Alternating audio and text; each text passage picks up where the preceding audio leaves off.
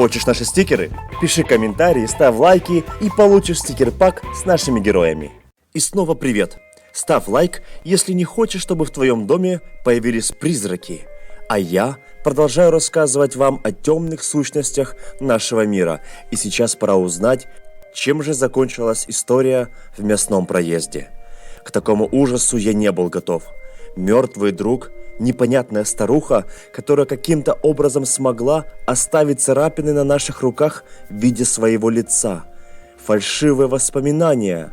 Да, я уже понял, что кто-то влез в мою голову и убрал из памяти тот факт, что за день до теперешних событий мы с Игорем приезжали сюда. Мой главный подозреваемый – старуха. Понимаете, село было заброшенное, ближайший населенный пункт почти через 100 километров. Откуда она тогда пришла? А может, она и не приходила? Каждый охотник на призраков обязан вести журнал о своем деле. Поэтому я решил заглянуть туда и скажу вам, что не зря. Мы с Игорем успели насобирать кучу материала на это село и, в частности, на эту старуху. Бледная Бавелла. Так ее зовут. Она ведьма, жившая в мясном проезде в конце 19 века. Все то время, которое она проживала в деревне, там пропадали люди. Через несколько месяцев они возвращались, но их тела были истощены до так, что были лишь кожа до кости, и у каждого на руке замечали царапину в виде лица ведьмы. А их разум был настолько испорчен, что ребята не понимали даже своего имени. Каждый в селе понимал, что за всеми злодеяниями стоит ведьма.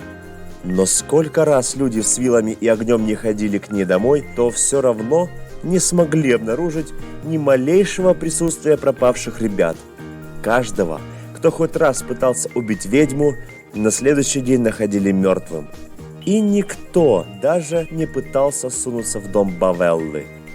Во время войны на село был скинут боевой снаряд. Все жители погибли, в том числе и ведьма. Для чего она похищает ребят и мертва ли ведьма на самом деле? Это мне и предстояло выяснить. Я, пока это прочитал, мне аж не по себе стало. Игорь был хорошим охотником, поэтому перед тем, как начать думать план, я похоронил его. Ведьма однозначно что-то от меня хотела, раз прислала СМС от имени Игоря. Только вот что? Завершить начатое? Один убит, остался второй. Во всех учебниках по темным силам сказано, что ведьму можно убить лишь огнем. Из огневого оружия в моем багажнике были лишь зажигалка и бензин. Еще пистолет я взял с собой и отправился в дом Бавеллы. Честно, я готовился к смерти. Если она смогла убить Игоря, который уже больше 20 лет охотится, то у меня точно шансов было очень мало.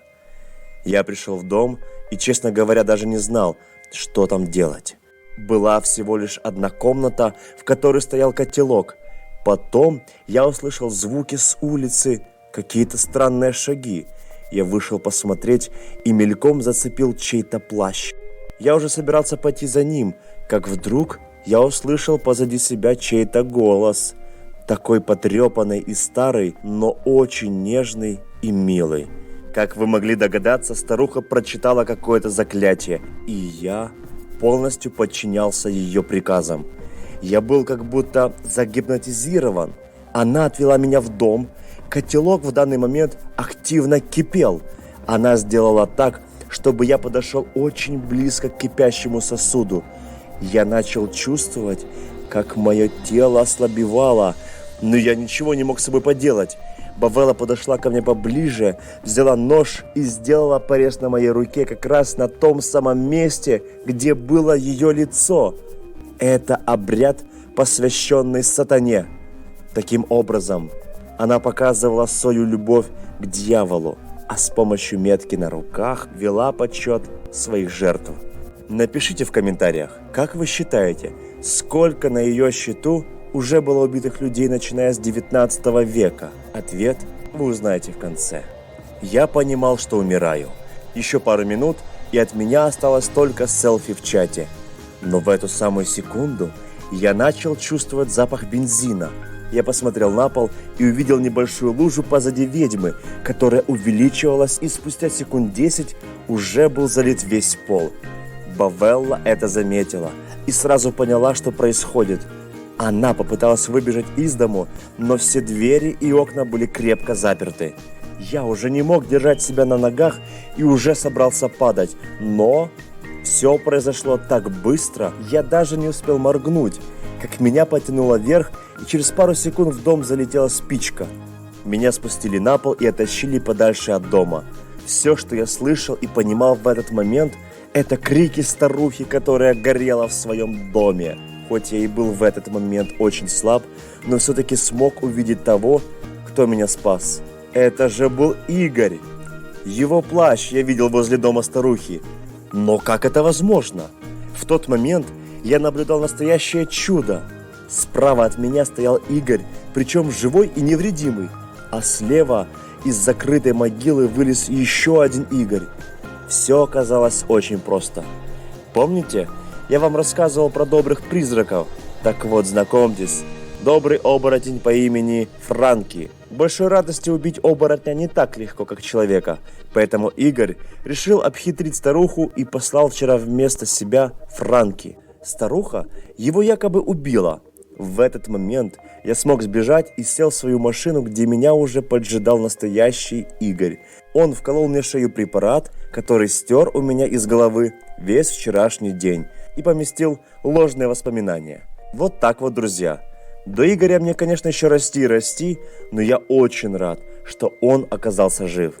Терять друзей не хочется никому. Кстати, правильный ответ на мой вопрос про количество убитых ведьм людей – это 0. Она никогда никого не убивала, но люди, над которыми она проводила обряды, всегда возвращались истощенными и до конца своей жизни были чуть ли не инвалидами. Пришел бы Игорь на пару минут позже, я бы стал таким же. Спасибо большое, что посмотрели это видео. Друзья, в каждом городе есть своя страшная легенда.